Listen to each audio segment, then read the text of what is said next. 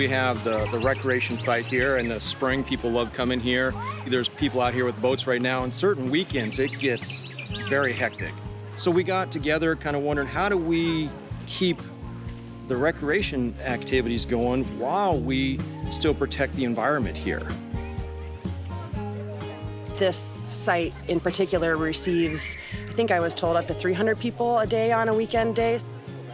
Being close to Lake George, it's used by boaters and fishermen. It's also a really important manatee conservation area. And so with those competing interests, that was the intention of the National Forest Foundation's work with the Silver Glen Springs Collaborative, to address all of those different interests and come up with a management plan that would really satisfy all those different needs.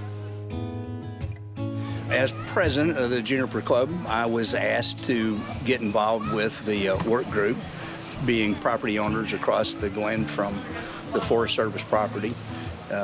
We're neighbors. We run from the Silver Glen all the way down to the Juniper River. So it was a great opportunity for us to get involved with any potential change or management of the Glen.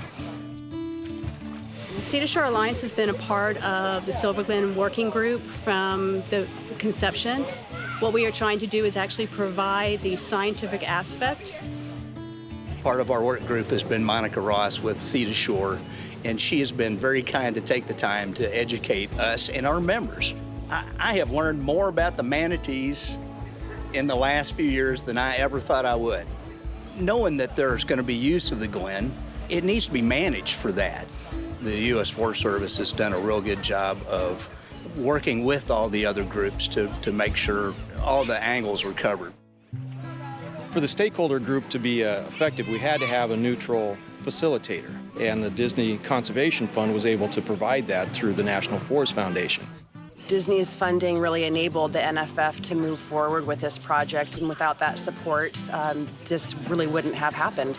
We want people to use the National Forest, but we need to make sure that it's protected. And that was part of the group's focus, was to try to find that blend of protecting the run and the spring, but also providing so people could use it.